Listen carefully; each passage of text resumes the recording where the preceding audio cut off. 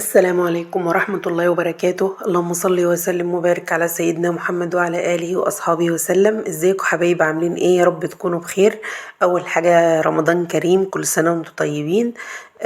احنا في شهر رمضان المبارك، يعني ربنا يا رب يرحمنا ويغفر لنا ويعتق رقابنا من النار.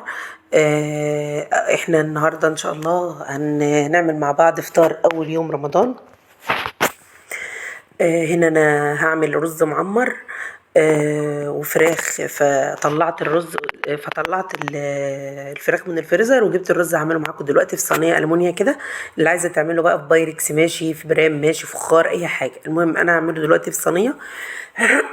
الرز الاول انا غسلته كويس جدا وصفيته، بعد كده بحط عليه معلقه ملح ومعلقه سكر عشان تدي لون حلو كده ان شاء الله، وهو ايه بيستوي في الفرن.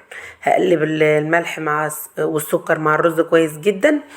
وبعد كده هعمل ايه؟ هجيب معلقتين زيت. هحط معلقتين زيت عشان خاطر يبقى يخلي الرز بيلمع كده ومفرفر وحلو يعني، مع الزبده اللي انا هضيفها. هحط هنا معلقتين الزيت اهو معاكم، وبعد كده هضيف الزبدة.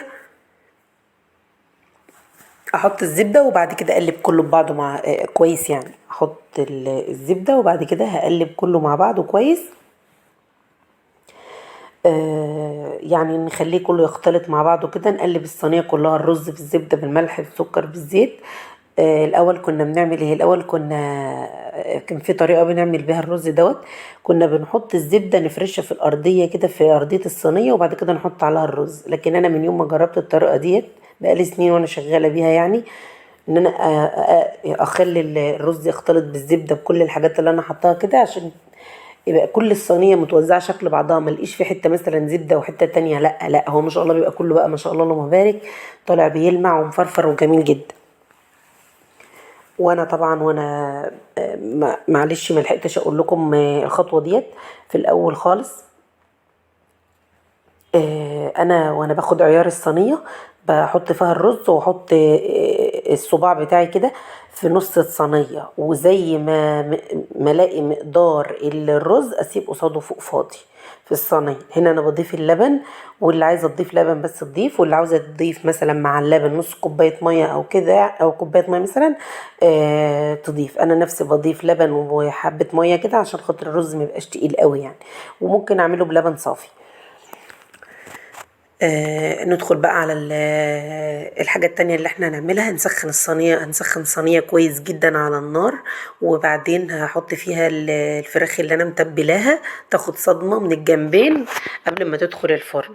طبعا انا كنت متبلة معاكم فراخ، عاملة صدور لوحدها والوراك لوحدها، عاملة بخلطة مستردة وكاتشب، وعاملة مثلا بصلصة والعسل مع التوابل بتاعتي. فانا النهارده كنت عايزه اطلع من الصدر ومن الورك، فطلعت صدرين ووركين وهعملهم مع بعض دلوقتي زي ما انتم شايفين كده. انا مسخنه الصينيه كويس جدا عشان خاطر ايه؟ احط فيها الفرخه، تقفل المسام بتاعه المنابات على طول، ما تنزلش ميه. انا عايزاها تحتفظ بكل ال التوابل والسوائل اللي جوه حته الفرخه، ما تبقاش ناشفه. هخليها تاخد صدمة كده كويس جدا على النار، وبعد كده هضيرها اليمة التانية. عشان انا ليه بعمل كده؟ انا ممكن كنت احطها في الصينيه وادخلها الفرن على طول. طبعا ينفع ان انا اجيب على طول الفراخ اللي انا متبلاها في الفريزر، اضيفها على طول، احطها على طول في الصينيه اللي انا ادخلها بقى الفرن، وخلاص على كده هتستوي، هتبقى جميله جدا. بس عشان انا عايزه احط في ارضيه الصينيه كده قيمه بطاطستين انا مقطعاهم حلقات كده مثلا، فعايزه احطهم في ارضيه الصينيه، فمش عايزه احطهم الفراخ نيه مثلا. فانا باخد الفراخ اعمل لها صدمه، وبعد يعني اديها تشويحه خفيفه كده، وبعد كده اشيلها واحط مكانها البطاطس، وبعد كده ايه؟ احط المنابات بتاعتي فوق البطاطس، وادخلها بقى الفرن على كده. شوفوا ما شاء الله، خدت صدمه من الناحيه الاولانيه كده، وبعد كده لونها جميل جدا. لسه بقى لما تخش الفرن هتشوفوا بقى لونها جامد. اللون اللي انا بقول لكم لما تتبلوا الفراخ باي تتبيله، هتشوفوا الفراخ لما تدخلوها تتشوي في الفرن تطلع لكم لونها عامل ازاي. بتبقى واخده لون يعني بصراحة ما شاء الله مبارك، لون تحفة جدا، احلى من اللي بتيجي مشوية من بره كمان. جربوا الطريقة اللي انا قلت لكم عليها ديت وان شاء الله تعجبكم. ولو عجبكم طبعا ما تنسونيش من دعاكم، وعلقوا لي بقى بتعليق حلو كده. ويا ريت ما تنسوش اللايك. اللي بتتفرج معايا على الفيديو يا ريت ما تنساش اللايك، محتاجه دعمكم طبعا. نرجع تاني الوصفه بتاعتنا. احنا هنا حطيت الفراخ تاخد صدمه، وبعد كده هشيلها احطها في طبق كده، وهرص بعد كده بقى ايه البطاطس اللي انا مقطعاها وسايباها في قلب ايه ميه، يعني حاطه بوله كده فيها ميه وسايبه فيها البطاطس. بعد ما قطعتها افرش بقى البطاطس عندي كده في ارضيه الصينيه، وبعد كده هحط عليها ايه المنبات بتاعتي. هحطها بعد كده واغطيها بورقه فويل. قبل ما اغطيها بورقه فويل انا هزود قيمه ربع كوبايه ميه كده او نص كوبايه ميه، لان طبعا الفراخ مش هيبقى فيها لا بصل شرايح ولا طماطم ولا اي خضار يعني متقطع ينزل ميه، لا. وبعدين الفراخ انا كمان سديت المسام بتاعتها، فاحط قيمه نص كوبايه ميه كده ولا حاجه عشان خاطر ايه البطاطس بتاعتي تستوي وتطلع يعني الحاجه بتاعتي مظبوطه. يعني دلوقتي هتشوف وانزل كل حاجه في التتبيله باقيه مني انزلها في قلب الصينيه، عشان هي دي اللي هتطعم المنابات وهتخلي طعمها جميل جدا. جربوا التتبيلات بتاعتي، اسهل تتبيله، ما بحطش اي حاجه فيها افتكاسات يعني. وان شاء الله ربنا يحسن ما بين ايدينا جميعا والحاجه تطلع من ايديكم جميله. التتبيلات بتاعتي سهله جدا، ما بحطش اي حاجه زياده. يعني مثلا الحاجه الغاليه مش كلنا بنجيبها، لا الصويا صوص ولا الدبس الرمان ولا الحاجات دي. مثلا ممكن يكون عندي كاتشب في البيت، عندي مثلا صلصه، عسل نحل، او مكان العسل ممكن احط معلقه سكر. دي تتبيلات بسيطه جدا. وممكن معلقه عسل اسمر اللي هو العسل بتاع القصب ده، ممكن يبقى بديل اصلا للصوصات اللي هي الغامقه. فاي حاجه عندي بنوظفها وبنحاول نطلع منها وصفه كويسه. يعني طبعا بقى لما نكون جايبين في مره من المرات حاجات من الحاجات اللي هي التانية الغاليه شويه، يعني عادي ما فيش مانع ان احنا نستخدمها. بس انا بتكلم دلوقتي على ان الوصفات اللي انا بعملها كلها على قد الايد، على قد اي حد يكون شغال باللي عنده في بيته. بس انا ان كان عليا انا بحاول ان انا ما ازمش الامور واجيب حاجات فيها افتكاسات عاليه. يعني ما يمنعش ان ممكن مره من المرات نعمل برضو حاجه كده يعني. المهم انا دلوقتي خلاص خلصت الصينيه بتاعتي وحطيت البطاطس وحطيت حبه الميه اللي انا قلت لكم عليهم، هنضيفهم في الصينيه مع البطاطس والمنابات، وبعد كده هندخلها الايه نغطيها بفويل وندخلها الفرن. قبل ما تطلع بشويه، قبل ما تستوي بقيمه 5 دقايق كده، اقوم شايله من عليها الفويل وهسيبها تحت الشوايه تاخد لون جميل. هنا بقى انا كنت طلعت الرز معاكم من الفرن. انا بوريكم بس ان الرز طالع دلوقتي فاضل له 5 دقايق مثلا او 10 دقايق على النار وهو بيتشمع. بس انا مطلعه عشان اغرزه كده او اشكشكه كده بسكينه او بمعلقه او بشوك او باي حاجه. المهم يعني عشان خاطر ايه اسيب الرز بتاعي يتنفس كده كويس، لو في حته مثلا مكتومه شويه او كده يطلع الرز بتاعي مظبوط. هنا في حله على النار حاطه فيها قيمه طبقين 2 شوربه مش كتير. وكنت مفرزه ملوخيه خضراء فطلعت كيس على طول، بس ما بسيبهاش تفك من التفريز بتاعها، لا ده انا بضيفها في الشوربه على طول وهي لسه ايه متجمده. حاططها في الحله بتاعت الشوربه اللي هناك. لو تلاحظوا انا مش حاطه كتير، هما دوبك عايزاهم طبقين 2 صغيرين مش اكتر من كده. وهقلبهم كويس بمضرب كده او بشوكة او معلقة اي حاجة يعني، عشان الملوخية تختلط مع الشوربة وتستوي يعني بسرعة. واكون انا على العين التانية مجهزة عندي طاسة او مقلاية او اي حاجة احط فيها ايه معلقة زيت ومعلقة زبدة كبيرة ومعلقة كمون ومعلقة كزبرة مطحونة ومعلقة توم من اللي انا كنت مفرزة معاكم. دي الحاجة اللي موجودة دلوقتي في الطاسة على النار. هي كمان هشوح بقى التومة كده واخليها تاخد لون اصفر، مش عاوز لون دهبي يا دوب، مش عايزاها تتحرق او تاخد لون غامق. زي ما انتم شايفين معايا كده الخطوات واحدة واحدة. ويا ريت كل حاجة يا ريت يعني تكونوا مركزين معايا، عشان انا ممكن غصبا عني والله بحس ساعات ان انا ببلع ريقي بالعافيه، فمعلش سامحوني. محدش يتوه مني. يعني هنا التوم انا بشوحه على النار، قلبته دلوقتي على الحله اللي فيها الملوخيه. خلاص الملوخيه غليت. معلش مش عارفة ليه الكاميرا ما جابتهاش.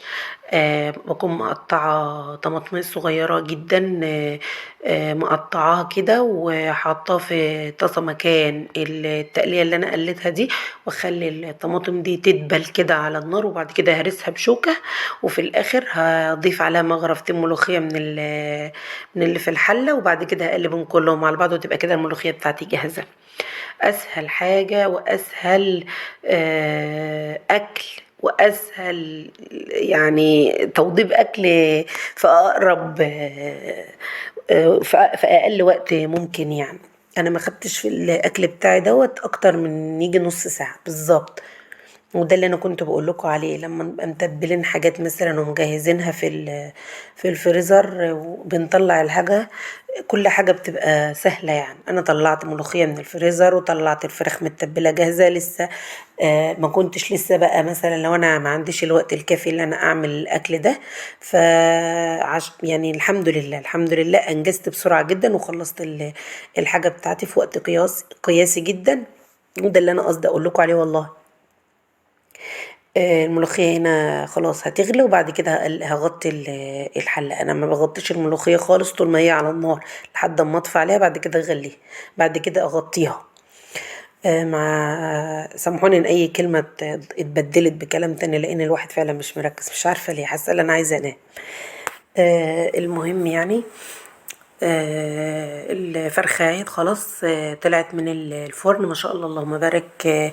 انا كنت خلاص شلت الفويل من عليها، ودخلتها تاخد لون، وسبتها تاخد لون حلو كده، وبعد كده برضو غطيتها عشان ما تنشفش مني. ما شاء الله اللهم بارك، طالعه لونها تحفة جدا، لونها جميل بجد، حاجة كده يعني شهية على الاخر يعني.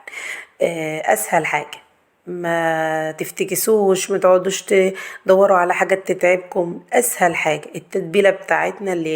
اللي مش عارف التتبيلة ممكن يرجع للفيديو اللي هو فات بتاع التتبيلات اللي انا كنت عاملاها. اسهل تتبيلة للفراخ يعني، خلاص ما فيش اسهل من كده.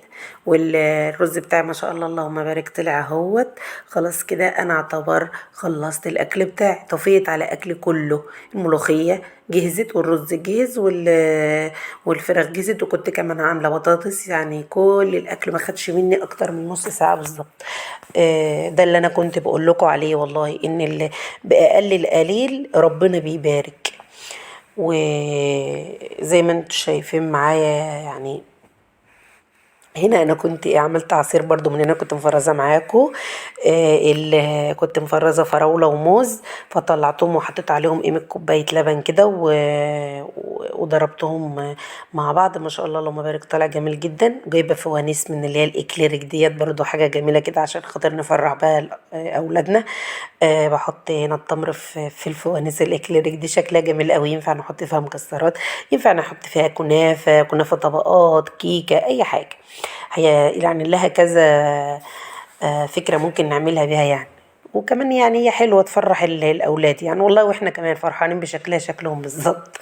أي حاجة بتسعدهم إحنا بنبقى مبسوطين طبعا، وبنفرح لفرحهم. ربنا يبارك في أطفالنا جميعا وفي ولادنا يا رب، ويجعلهم من الصالحين. ما ننساش ندعي لهم كتير في الأيام المفترجة ديت، أيام الشهر الكريم دوت. ربنا يتقبل منا يا رب. الرز أنا كنت خلاص غرفت معاكم، بس عشان ما اطولش عليكم الفيديو، حطيت الرز في فورم عندي كده، وبعد بصوا الرز ما شاء الله مفرفر خالص ومفلفل جميل، كل حباية من حباية، مفيش حاجة ماسكة ولا معجنة. بعد كده بقى انا هكبس الفورمه بتاعتي كويس، وهقلبها على طبق. اقل حاجه يا جماعه، لو بوله مدوره، لو مربعه، اي حاجه، احنا بنحاول ان احنا نفتح نفسهم باقل حاجه خالص، عشان ايه؟ ياكلوا بنفس يعني. ربنا يسعدنا جميعا. وهنا انا بغرف معاكم بقى الفراخ.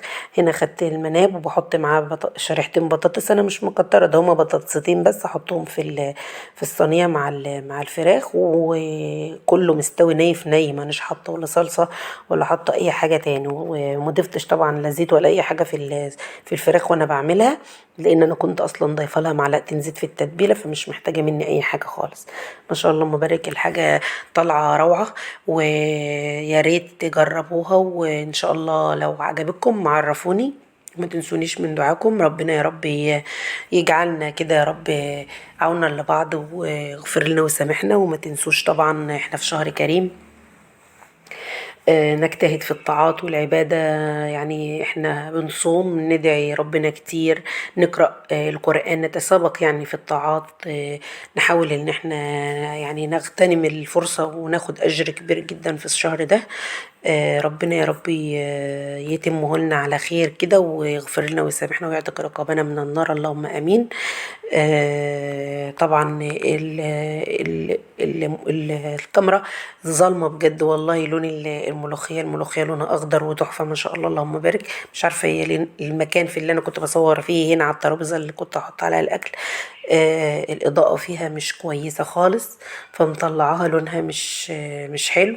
لكن هي جميلة جدا والله ما شاء الله. كفاية ان هي يعني خضرة، بس كل حاجة جميلة يعني ما شاء الله. يلا، حتى اللي مش مجهزة حاجة ممكن تلحق تجهز. انا ما قلتش نجيب 5 فرخات ولا 10 فرخات ولا 3 فرخات، اي حاجة اللي تقدر عليه. لو فرخة واحدة بس او فرختين ممكن تطلعي منها وصفة وصفتين او 3 على حسب افراد اسرتك. ولو الحاجة جاهزة عندك بتطلعي في وقت انت جاية مستعجلة في ثواني وتكوني عملت الاكل. يعني لو انا حتى جاية متأخرة وفي نص ساعة ممكن الحق اعمل الاكل اللي انتوا شفتوه ده. يوم تاني هعمل حاجات تانية، وده احنا بنتابع مع بعض وبندي افكار لبعض. كل واحدة فينا عارفة حاجة ممكن تقولها لاختها، ويعني كلنا طبعا اسباب لبعض يعني. وانا نفسي والله لو في تعليق انا مش هزعل، ولو انتوا عندكم اي فكرة ممكن تقولها لي انا هستفيد منكم برضو. مش عيب. وربنا يجعلنا عونا لبعض ويغفر لنا ويسامحنا. كل سنة وانتم طيبين ورمضان كريم.